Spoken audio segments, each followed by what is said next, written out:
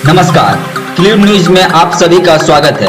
हम जानेंगे इस चैनल के माध्यम से झारखंड और देश दुनिया की मुख्य व ताजा खबरें। चिराग पासवान और सीएम नीतीश का तनाव चरम पर, तो जाने क्या है वजह। खबर है बिहार से। बिहार में सत्ताधारी राष्ट्रीय जनतांत्रिक गठबंधन में सब कुछ ठीक नहीं चल रहा है। इसके दो दल घटकों जनता दल यूनाइटेड एवं लोक जनशक्ति पार्टी के बीच बयानों के तीर तलवार चल रहे हैं। एलजेपी नेता व केंद्रीय मंत्री रामविलास पासवान तो खुद व लालू प्रसाद के साथ साथ नीतीश कुमार को भी बीते जमाने का नेता बता चिराग पासवान को भविष्य बता रहे हैं। साथ ही यह भी कहने से नहीं चूक रहे हैं कि चिराग में मुख्यमंत्री बनने की योग्यता है। इन सब बातों के बीच भारतीय जनता पार्टी चुप है। सवाल यह है कि आखिर क्या है इस कलह का कारण, आखिर क्या चाहते हैं चिराग पासवान। तेजस्वी का बड़ा हमला, पीएम मोदी से सीएम नीतीश ने छिपाई हकीकत, सदन में झूठ बोले स्वास्थ्य मंत्री। बिहार विधानसभा में नेता प्रतिपक्ष तेजस्वी यादव ने मुख्यमंत्री नीतीश सरकार तथा स्वास्थ्य मंत्री मंगल पांडे पर बड़ा हमला बोला है। तेजस्वी यादव ने कहा कि बिहार के स्वास्थ्य मंत्री मंगल पांडे ने कोरोना संक्रमण व जांच के संबंध में विधानसभा में झूठ बोला। तेजस्वी ने कहा कि प्रधानमंत्री नरेंद्र मोदी से 5 मेडिकल कॉलेज में जांच की गलत बात कही है। कहा कि बिहार की राजनीति में अब झूठ की सीमाएं खत्म हो गई है, कोरोना जांच की सच्चाई छिपाई जा रही है। बिहार में बाढ़ से कोहराम, अब तक 16 जिलों में 77.18 लाख लोग प्रभावित, 24 मौतें। खबर है बिहार से। जल संसाधन विभाग के अनुसार विभाग के अंतर्गत सभी बाढ़ सुरक्षात्मक बांध सुरक्षित हैं। बिहार में बाढ़ से अब तक कुल 24 व्यक्तियों की अब तक मौत हो चुकी है। बिहार के 8 जिलों में सिर्फ 8% बच्चों को मिला मिड डे मील। खबर है बिहार के मुजफ्फरपुर से। अधिकारियों की लापरवाही के कारण सरकार के महत्वाकांक्षी योजना का लाभ जरूरतमंदों तक नहीं पहुंच रहा है। योजनाओं की समीक्षा के क्रम में अधिकारियों की लापरवाही सामने आने पर कड़ी कार्रवाई भी होती है। अब खबर थोड़ी पश्चिम बंगाल से। पश्चिम बंगाल में घटा संपूर्ण लॉकडाउन का दिन, जाने किस दिन नहीं लगेगा लॉकडाउन। पश्चिम बंगाल सरकार ने राज्यव्यापी संपूर्ण लॉकडाउन में एक दिन की कमी पर 5वीं बार बदलाव किया। राज्य में अब 28 अगस्त को संपूर्ण लॉकडाउन नहीं होगा। मुख्य सचिव राजीव सिन्हा द्वारा जारी एक आदेश में कहा गया कि 28 अगस्त को संपूर्ण लॉकडाउन वापस लेने का फैसला कई जगह से आग्रह के बाद लिया गया। इन आग्रहों में महीने के अंतिम सप्ताह में 2 दिन बृहस्पतिवार शुक्रवार को संपूर्ण लॉकडाउन की वजह से कारोबारी और बैंकिंग काजकाज में मुश्किल आने के बाद कही है। इसके बाद 31 अगस्त को फिर संपूर्ण लॉकडाउन होगा। पश्चिम बंगाल कांग्रेस के प्रदेश अध्यक्ष सोमेन मिश्रा का निधन, लंबे समय से थे बीमार। बंगाल में भाजपा कार्यकर्ता का शव पेड़ से लटका पाया गया। अब खबर यूपी से। यूपी में लाखों घरों की बिजली गुल, सीएम योगी ने दिए एसटीएफ जांच के आदेश, कहा सख्त होगी कार्रवाई। उत्तर प्रदेश में जन्माष्टमी के मौके पर कई जिलों में अचानक बिजली गुल होने और घंटों तक सड़क जाम पर अफरा तफरी का माहौल होने के बाद मुख्यमंत्री योगी आदित्यनाथ पूरे मामले की जांच एसटीएफ को सौंप दी है। उत्तर प्रदेश में फर्जी शिक्षक जांच, प्रमाण पत्र मांगने पर भड़के शिक्षक ने एमपी और सीएम की मार्कशीट जांचने की रखी मांग। तो आइए जानते हैं पूरी मामला। उत्तर प्रदेश में शिक्षकों की नियुक्ति में बड़े पैमाने पर घपले की बात यूपी सरकार ने आदेश दिया था कि शिक्षा विभाग सभी शिक्षकों के दस्तावेज की जांच करें। यहां प्रक्रिया अभी भी प्रदेश में चल रही है, लेकिन इसी बीच कुछ ऐसा हुआ कि जिससे पूरा महकमा सकते में है। दरअसल हुआ यूं कि लखनऊ के एक इंटर कॉलेज में एक प्रवक्ता को अपने दस्तावेज की जांच के लिए कहा गया। शिक्षा विभाग ने इंटर कॉलेज के उस प्रवक्ता से उसके दस्तावेज मांगे जिससे उसकी प्राथमिकता की जांच हो सके। अभिलेखों के मांगे जाने के जवाब में उस प्रवक्ता ने जो चिट्ठी लिखी उसे पढ़कर पूरा शिक्षा महकमे हतप्रद है। बहुजन समाज प्रेरणा केंद्र में लगाई जा रही है बीएसपी सुप्रीमो मायावती की मूर्ति, चर्चाएं गर्म हैं। बुधवार को सोशल मीडिया पर वायरल हुए एक वीडियो के मुताबिक लखनऊ के लाल बहादुर शास्त्री मार्ग पर एसपी सरकार में बने प्रेरणा स्थल में मायावती की प्रतिमा लगाने का काम चल रहा है। कांग्रेस में ही सोनिया बनाम राहुल का झगड़ा, कौन बने नया पार्टी का अध्यक्ष। खबर है मध्य प्रदेश के भोपाल से।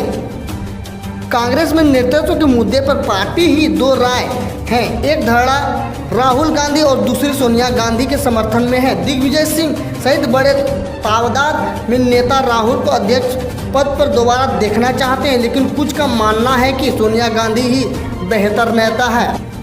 असम सरकार की नई योजना है, प्रत्येक परिवार को महीने मिलेंगे 1000 रुपये। खबर है असम के दिसपुर से। असम सरकार ने एक ऐसी योजना की घोषणा की है जिसके तहत एक परिवार को दैनिक जरूरतों के लिए प्रति माह लगभग 1000 रुपये मिलेंगे। इस योजना का फायदा सिर्फ परिवार में एक महिला के नामांकन किए जाने के बाद मिलेगा। पुरुष सदस्य इस योजना के लाभ के हकदार नहीं होंगे। राज्य मंत्री HV शर्मा ने इसकी जानकारी देते हुए कहा कि वह इस योजना के तहत 17 लाख परिवारों को कवर करने जा रहे हैं। 15 अगस्त को लॉन्च होगी किसानों की ऋण माफी योजना। तो आइए जानते हैं क्या है पूरी खबर।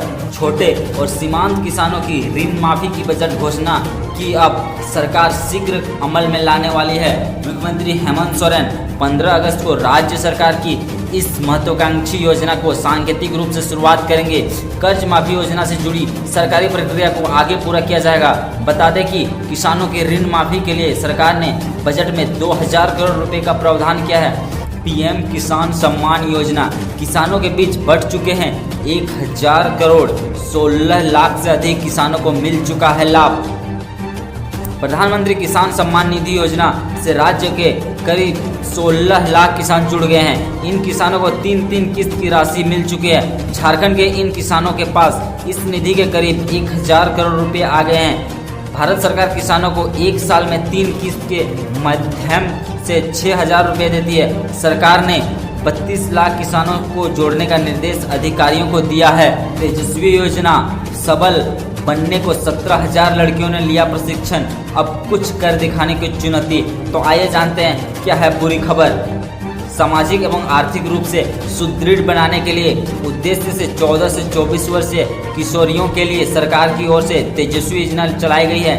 इसके तहत जिले में 6 अगस्त से चल रहे प्रशिक्षण कार्यक्रम का समापन हो गया है। इस योजना के माध्यम से इस प्रशिक्षण अवधि में जिले में 11,050 तेजस्विनी क्लबों में 17,500 लड़कियों और महिलाओं को प्रशिक्षित किया गया है। इसमें आंगनबाड़ी स्तर पर 14 से 24 वर्ष की आयु की लड़कियों में नेतृत्व क्षमता का विकास, विचारों के आदान प्रदान, शिक्षा और गतिविधियों के लिए मार्गदर्शन, बाल विवाह जैसी समस्याओं से निपटने, सरकार योजनाओं के प्रति जागरूकता फैलाने, सामाजिक एवं सांस्कृतिक गतिविधियों के बारे में विस्तार से बताया गया है। प्रशिक्षित होमगार्ड को ड्यूटी दिलाने की विधायक से लगाई गुहार। तो आइए जानते हैं क्या है पूरा मामला। झारखंड होमगार्ड वेलफेयर एसोसिएशन के बैनर तले पश्चिम सिंहभूम के प्रशिक्षण प्राप्त करीब 40 महिला पुरुष होमगार्ड जवानों ने गुरुवार को कांग्रेस कार्यालय में विधायक सोनाराम किस्कू से भेंट कर अपनी मांगों से संबंधित एक मांग पत्र सौंपा। इसमें होमगार्ड जवानों ने अपना दर्द बयां करते हुए विधायक को जानकारी दी कि जिले में करीब 1400 होमगार्ड है, जिसमें मात्र 400 होमगार्ड महिला पुरुष जवानों को ड्यूटी देकर प्रतिनियुक्त किया गया है। अभी भी 1000 जवान अपने अपने गांव में हैं और इस कोरोना काल में भूखमरी की कगार पर पहुंच गए हैं। खबर है झारखंड से जुड़ा हुआ। कमल नयन चौबे को डीजीपी पद से हटाने के मामले में झारखंड सरकार, केंद्र सरकार और यूपीएससी को नोटिस। तो आइए जानते हैं क्या है पूरा खबर। झारखंड में नए पुलिस महानिदेशक की नियुक्ति पर गुरुवार को सुप्रीम कोर्ट ने केंद्र सरकार, यूपीएससी, झारखंड सरकार और झारखंड के वर्तमान प्रभारी डीजीपी एमवी राव को नोटिस जारी किया है। एमवी राव को झारखंड का प्रभावी डीजीपी बनाने के हेमंत सोरेन सरकार के फैसलों को चुनौती देने वाली याचिका पर सुप्रीम कोर्ट में 3 जजों की बेंच में सुनवाई की है।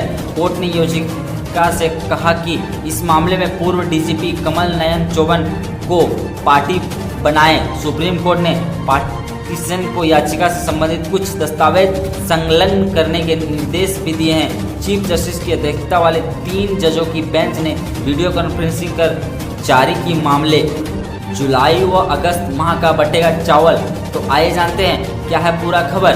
बरहेट प्रखंड कार्यालय परिसर स्थित बरहेट संथाली उत्तरी पंचायत भवन के प्रखंड आपूर्ति पदाधिकारी सत्येंद्र प्रसाद सिंह ने पीडीएस दुकानदारों के साथ गुरुवार को समीक्षा बैठक की। इसमें प्रधानमंत्री गरीब कल्याण योजना के अलावा खाद्यान्न अन्य योजना से संबंधित खाद्यान्न का वितरण की जानकारी ली। प्रखंड आपूर्ति पदाधिकारी ने बताया कि जुलाई व अगस्त माह का प्रधानमंत्री गरीब कल्याण योजना का चावल कार्ड में अंकित प्रति व्यक्ति 5 किलो की दर से निःशुल्क तथा प्रति कार्ड 1 किलो गोटा चना एवं वितरण कराया जा रहा है। 10 साल की कोशिश के बाद लौटे पृथ्वी से चंद्रमा पर भेजे गए लेजर संकेत। हाल ही में वैज्ञानिकों को पृथ्वी से लेजर संकेत भेजकर उन्हें वापस हासिल करने की उपलब्धि प्राप्त हुई है। वे इसके लिए पिछले 10 साल से काम कर रहे थे। दरअसल 1969 में नासा ने चंद्रमा की सतह पर कुछ पैनल छोड़े थे। ये पैनल प्रकाश को प्रतिबिंबित कर संकेत हैं, लेकिन नासा के लूनर रिकॉनाइसेंस ऑर्बिटर की मदद से वैज्ञानिक ये मुश्किल उपलब्धि 10 सालों के प्रयासों के बाद हासिल कर सके हैं। जेडीयू विधायक को मारने का था प्लान, पुलिस छापेमारी में कुख्यात गिरफ्तार। खबर है बिहार के गोपालगंज से। पुलिस को उस वक्त बड़ी कामयाबी मिली जब गुप्त सूचना के आधार पर कुख्यात अपराधी अभिमन्यु तिवारी उर्फ मुन्नू तिवारी को हथियारों के साथ रंगे हाथ गिरफ्तार किया गया। इस अपराधी के ऊपर कई चर्चित हत्याकांड में घटना को अंजाम देने का आरोप है। पुलिस सूत्रों से ये खबर भी सामने आई है कि ये जदयू विधायक की हत्या की साजिश रच रहा था। हालांकि पुलिस ने इस बात की पुष्टि नहीं की है। गोपालगंज एसपी मनोज कुमार तिवारी के मुताबिक यह कार्रवाई एसटीएफ के साथ गोपालगंज सदर एसडीपीओ, हथुआ एसडीपीओ और अन्य पुलिस अधिकारियों की टीम के द्वारा की गई है। पिछले सारे कन्फ्यूजन दूर करता है संपत्ति में बेटी को बराबर हक देने का फैसला।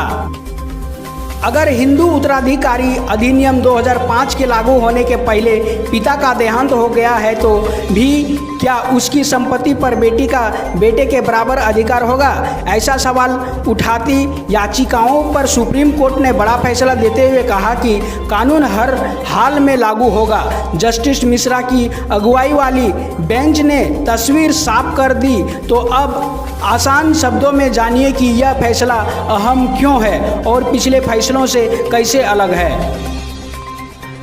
जस्टिस अरुण मिश्रा, एस अब्दुल नजीर और एम आर शाह की बेंच ने हिंदू उत्तराधिकारी एक्ट 1956 के सेक्शन 6 का हवाला देते हुए अहम फैसला सुनाते हुए कहा कि इसके तहत कोपार नर्सरी की संपत्ति पर बेटे के समान ही बेटी का भी अधिकार है, भले ही बेटी का जन्म इस एक्ट में संशोधन के पहले या बाद में हुआ हो। अब इस पूरे जजमेंट को आसान भाषा में समझने की ज़रूरत पेश आती है। सुप्रीम कोर्ट में हो रही थी सुनवाई और वकील खा रहे थे गुटखा, जज ने लगाई फटकार। वर्चुअल सुनवाई के दौरान वकील खा रहे थे गुटखा, जस्टिस अरुण मिश्रा ने वकील को लगाई फटकार। कोरोना वायरस के संक्रमण की वजह से देश में आर्थिक गतिविधियों के साथ साथ अन्य कामकाज भी प्रभावित हुए हैं। न्यायपालिका की कार्रवाई पर भी इस वायरस का काफ़ी प्रभाव पड़ा है। कोरोना की वजह से कोर्ट इन दिनों सिर्फ जरूरी मामलों की ही सुनवाई कर रही है। इसके साथ ही एहतियात के दौर पर कोर्ट की सुनवाई वीडियो कॉन्फ्रेंसिंग के जरिए हो रही है, यानी वर्चुअल सुनवाई ही हो रही है। फर्जी एएसआई बनकर मास्क न पहनने वालों को काटती थी चालान, ऐसे पकड़ा। देश की राजधानी दिल्ली में एक सनसनीखेज मामला सामने आया है। दिल्ली पुलिस ने एक फर्जी महिला एएसआई को गिरफ्तार किया है। पुलिस के मुताबिक तमन्ना जहां नाम की एक महिला बाकायदा पुलिस वर्दी में होती, कंधे पर एक स्टार, खुद को एएसआई बताती, साथ में चालान बुक रखती और जैसे ही कोई बिना मास्क के नज़र आता उसे पकड़ लेती और तुरंत चालान बुक खोलकर 500 का चालान काट देती थी। पागल हुआ पाकिस्तान, चीन से मांग रहा मदद, भारत ने दिया मुंह तोड़ जवाब। जम्मू और कश्मीर मामले पर हमेशा ही पाकिस्तान की बौखलाहट देखने को मिलती है। कश्मीर मुद्दे पर इंटरनेशनल बेइज्जती होने के बाद भी पाकिस्तान अपनी हरकतों से बाज नहीं आता। वही अब पाक ने अपने मित्र देश से सरकारी अखबार ग्लोबल टाइम्स में एक लेख के जरिए फिर से जम्मू कश्मीर का राग आलापा है। कांग्रेस प्रवक्ता राजीव त्यागी की मौत को बताया मर्डर, संबित पात्रा के खिलाफ एफआईआर। यूपी कांग्रेस प्रवक्ता राजीव त्यागी की बुधवार को दिल का दौरा पड़ने से हुई मौत साजिशन हत्या करार देते हुए भाजपा प्रवक्ता संबित पात्रा और एक नेशनल न्यूज चैनल के मालिक व एंकर के खिलाफ राजधानी लखनऊ के हजरतगंज थाने में प्रायोजित व साजिशन हत्या करने के सार्वजनिक रूप से अशब्द बोलकर आपत्तित करके नकली हिंदू बताकर धार्मिक आस्था को चोट पहुंचाने के आरोप में एफआईआर दर्ज कराकर गिरफ्तारी की मांग की है। इधर राजदीप सरदेसाई ने जिंदा ही मार डाला पूर्व राष्ट्रपति प्रणब मुखर्जी को, ट्वीट कर दी विदाई। ब्रेन क्लोर सर्जरी के बाद भारत के पूर्व राष्ट्रपति और वरिष्ठ कांग्रेस नेता प्रणब मुखर्जी वेंटिलेटर सपोर्ट कर है। अस्पताल में उसकी हालत नाजुक बनी हुई है। इसी बीच गुरुवार को सुबह अचानक उनकी मौत की झूठी अफवाह उड़ गई। इन अफवाहों को बल उस समय मिल गया जब वरिष्ठ पत्रकार राजदीप सरदेसाई ने ट्वीट कर कहा कि पूर्व राष्ट्रपति का निधन हो गया है। एक तरह से यह कहें तो राजदीप सरदेसाई ने अपने ट्वीट के माध्यम से पूर्व राष्ट्रपति को जिंदा ही मार डाला। सोनिया बनाम राहुल का झगड़ा, कांग्रेस में शुरू हुई नई जंग, इसे लेकर बढ़ा विवाद। गहलोत बनाम पायलट खत्म होने के बाद अब कांग्रेस में सोनिया बनाम राहुल का झगड़ा चल रहा है। दरअसल कांग्रेस अध्यक्ष पद को लेकर पार्टी में यह खींचातानी चल रही है कि नेतृत्व के मुद्दे पर कांग्रेस में ही दो मत है। कुछ लोग इस पद पर राहुल गांधी की वापसी करना चाहते हैं तो वहीं कुछ सोनिया गांधी को ही इस पद पर बरकरार रखना चाहते हैं। लाल किले पर तिरंगा लहराने का इस बार दिलचस्प रिकॉर्ड बनाएंगे नरेंद्र मोदी। देश की लोकतांत्रिक शासन व्यवस्था के प्रतीक लाल किले पर प्रधानमंत्री नरेंद्र मोदी 15 अगस्त 2020 को जब तिरंगा लहराएंगे तो राजनीतिक इतिहास का एक दिलचस्प रिकॉर्ड भी बन जाएगा। मोदी लगातार 7वीं बार तिरंगा लहराएंगे और इसी के साथ सबसे अधिक बार यह सौभाग्य हासिल करने वाले प्रधानमंत्री की सूची में ये 4थे नंबर पर पहुंच जाएंगे। लाल किले पर सबसे अधिक बार तिरंगा लहराने का रिकॉर्ड पहले प्रधानमंत्री पंडित जवाहरलाल नेहरू का नाम है। इंदिरा गांधी इस उपलब्धि में दूसरे नंबर पर तोड़ा, मनमोहन सिंह तीसरे नंबर पर है। गहलोत सरकार की फिर बड़ी मुश्किलें, बीजेपी नेता कटारिया बोले कल लाएंगे विश्वास प्रस्ताव। राजस्थान में एक बार फिर से सियासी हलचल शुरू हो गई है। बीजेपी के नेता प्रतिपक्ष गुलाल चंद कटारिया ने कहा है कि कल हम अविश्वास प्रस्ताव लाएंगे। उन्होंने कहा कि बीजेपी ने अविश्वास प्रस्ताव कर लिया है। उन्होंने कहा कि 40 विधाओं के दस्तखत से पहले ही प्रस्ताव तैयार कर चुके हैं। भारत दक्षिण कोरिया की दोस्ती, विश्व की दो उभरती शक्तियों के साथ कहानी। प्रधानमंत्री नरेंद्र मोदी के नेतृत्व में भारत जिस प्रकार वैश्विक स्तर पर कूटनीति का चैंपियन बनकर उभरा है वह किसी से छुपा नहीं है। भारत की सफल विदेश नीति मौजूदा भारत सरकार की सबसे बड़ी उपलब्धियों में से एक है। इसी का उदाहरण भारत और दक्षिण कोरिया के फलते फूलते संबंध, जिन्हें वर्ष 2014 के बाद से ही एक नया आयाम मिला है। विदेश नीति से लेकर सुरक्षा नीति तक और अर्थव्यवस्था से लेकर सांस्कृतिक संबंध तक हर क्षेत्र में कोरिया और भारत के संबंधों में मजबूती देखने को मिली है। कोरोना के बाद चीन को बढ़ते खतरे को देखते हुए दोनों देश एक दूसरे के और करीब आ गए हैं। ऐसे में दक्षिण कोरिया का भारत के साथ संबंध बनाना भारत की एक्ट ईस्ट पॉलिसी की सफलता का सबसे बड़ा सबूत है। पर कर्नाटक के बेंगलुरु दंगों में सामने आया कांग्रेस पार्षद की पति कलीम पासा का नाम रह चुका है पूर्व कांग्रेसी मंत्री के करीब।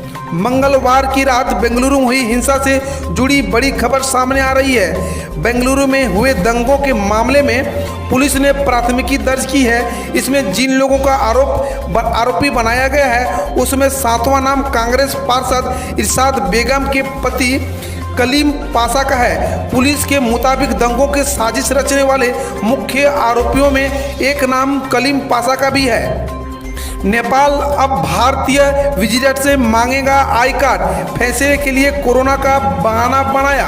भारतीय नागरिकों को नेपाल में दिखाना पड़ेगा आई कार्ड। कोरोना के बहाने नेपाल ने लिया चौंकाने वाला फैसला। नेपाल लगातार एक के बाद एक ऐसे फैसले ले रहे हैं जिससे भारत और नेपाल के बीच संबंधों पर असर पड़ेगा। नेपाल अब भारत से आने वाले लोगों से पहचान पत्र मांगेगा। इसके पीछे कोरोना संकट को वजह बताया गया है। स्पेस के क्षेत्र में भारत की एक और छलांग, देश के पहले निजी रॉकेट इंजन रमन का सफल परीक्षण। हैदराबाद स्थित startup Skyroot Aerospace ने ऊपरी चरण के रॉकेट इंजन का हैदराबाद में सफल परीक्षण किया। इस रॉकेट इंजन का नाम रमन रखा गया है। यह इंजन कई उपग्रहों को एक ही बार में अलग अलग कक्ष में स्थापित कर सकता है। स्काई रूट के संस्थापक पवन कुमार चंदाना है। उन्होंने कहा कि हमने भारत के पहले 100% 3D प्रिटेंड बाय प्रोपेलेंट तरह रॉकेट इंजन के इंजेक्ट का परीक्षण किया है। भारत ने चीन को एक बार फिर दिया बड़ा झटका। अब तेल कंपनियों ने चीनी जहाज़ों और टैंकरों पर लगाई पाबंदी। भारत चीन सीमा पर जारी तनाव और चीन से बिगड़ते रिश्तों के बीच भारत की बड़ी तेल कंपनियों ने अपने कच्चे और पेट्रोलियम उत्पादों को लोन और ले जाने में चीन के जहाज और चीनी टैंकरों के इस्तेमाल पर प्रतिबंध लगा दिया है। भारतीय तेल कंपनियों का कहना है कि वे चीन के स्वामित्व वाले किसी भी ऑयल टैंकर का या शिप का इस्तेमाल भारत में कच्चे तेल आयात करने या भारत से डीजल निर्यात करने के लिए नहीं करेंगे, भले ही उसे किसी थर्ड पार्टी ने ही रजिस्टर क्यों ना किया हो। ऐसा करने वाली थर्ड पार्टी कंपनियों को ब्लैकलिस्ट कर दिया जाएगा। प्रधानमंत्री नरेंद्र मोदी ने बृहस्पतिवार को अपने दूसरे कार्यकाल में एक और मील का पत्थर छू लिया है। दरअसल पीएम नरेंद्र मोदी सबसे लंबे सेवा करने वाले पहले भारतीय पीएम यानी गैर कांग्रेसी बन गए हैं। 67 साल के पीएम नरेंद्र मोदी भारतीय जनता पार्टी के ही दिवंगत पूर्व प्रधानमंत्री अटल बिहारी वाजपेयी के 2268 दिनों तक भारत के प्रधानमंत्री रहने के रिकॉर्ड को पीछे छोड़ दिया है, जबकि सबसे लंबे तक भारत के प्रधानमंत्री का रिकॉर्ड पहले प्रधानमंत्री जवाहरलाल नेहरू के नाम है। पंडित जवाहरलाल नेहरू 16 वर्ष 286 दिनों तक प्रधानमंत्री रहे। इस मामले में दूसरा स्थान उनकी बेटी इंदिरा गांधी का है, जो कि 15 वर्ष 350 दिनों तक देश की प्रधानमंत्री रही, जबकि तीसरे नंबर पर मनमोहन सिंह है, जो कि 10 वर्ष 4 दिनों तक देश के प्रधानमंत्री रहे।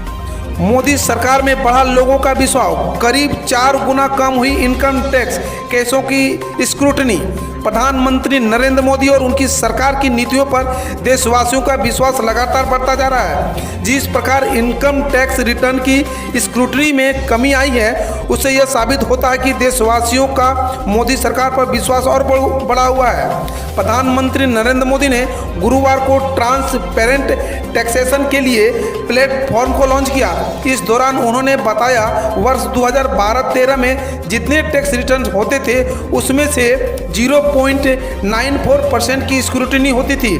वर्ष 2018-19 में यह आंकड़ा घटकर 0.26% पर आ गया, यानी केस की स्क्रूटनी करीब 4 गुना कम हुई है। उन्होंने कहा कि बीते 6 वर्षों में भारत ने टैक्स एडमिनिस्ट्रेशन में नया मॉडल विकसित होते देखा है। पीएम मोदी ने समझाया कैसे बदल गया देश का टैक्स सिस्टम, क्या है बदलने के नियम। ईमानदार टैक्स पेयर्स को प्रोत्साहन और कर प्रणाली में पारदर्शिता बढ़ाने के लिए प्रधानमंत्री नरेंद्र मोदी ने गुरुवार को एक नए खास प्लेटफॉर्म की शुरुआत की। इस अवसर पर पीएम मोदी ने कहा, गुलामी के दौर से शुरू देश के टैक्स सिस्टम में अब काफ़ी बदलाव लिए गए हैं। इस मौके प्रधानमंत्री नरेंद्र मोदी ने कहा कि ये प्लेटफॉर्म 21वीं सदी के टैक्स सिस्टम की शुरुआत है, जिसमें फेसलेस असेसमेंट अपील और टैक्स पेयर्स चार्टर जैसे बड़े रिफॉर्म है। संयुक्त राष्ट्र में बोला भारत, मौजूदा हालात का फायदा उठा रही है संघर्षवादी ताकतें।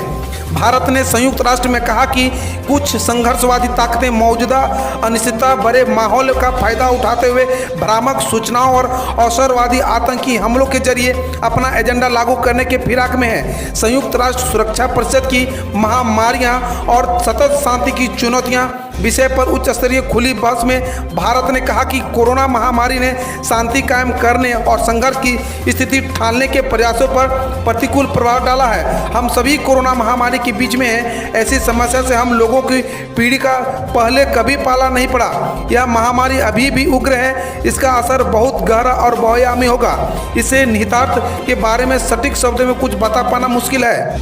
चीन के चंगुल में नेपाल, तिब्बत से काठमांडू तक सुरंग वाली सड़क बनाएगा ड्रैगन, वार्ता से बनी सहमति। चीन ने अपने आर्थिक ताकत की बदौलत भारत के पड़ोसियों को धीरे धीरे अपने चंगुल में लेना शुरू कर दिया है। दोनों देशों के शीर्ष राजनयिकों की वार्षिक बैठक में यह तय हुआ है कि चीन तिब्बत के जिलोंग से काठमांडू तक सुरंग वाली सड़क का निर्माण कार्य में मदद करेगा। यही नहीं, चीन और नेपाल हित वाले सभी मसलों और बड़ी समस्याओं को सुलझाने में एक दूसरे का समर्थन करेंगे। स्वतंत्रता दिवस 2020 आज़ादी के दिन कहाँ थे महात्मा गांधी? 15 अगस्त का दिन करीब है। पूरे भारत में स्वतंत्रता दिवस के रूप में मनाया जाता है। सन 1947 में इसी दिन भारत को ब्रिटिश हुकूमत से आज़ादी मिली थी। कांग्रेस से भारत को आज़ादी दिलाने में राष्ट्रपिता महात्मा गांधी की अहम भूमिका रही थी। लेकिन क्या आपको इस बात की जानकारी है कि जब भारत को आज़ादी मिली तो महात्मा गांधी इस जश्न में नहीं थे? तब वे दिल्ली से हजारों किलोमीटर दूर बंगाल के नोआखली में थे, जहां वे हिंदुओं और मुस्लिमों के बीच हो रही सांप्रदायिक हिंसा को रोकने के लिए अनशन कर रहे थे। हम रोज़ ऐसे ही न्यूज़ लाते रहेंगे, तो यदि आपने अभी तक क्लीन न्यूज़ को सब्सक्राइब नहीं किया है तो पहले फटाफट सब्सक्राइब कर लें, साथ ही बेल आइकन को दबा दें ताकि कोई अपडेट मिस ना हो।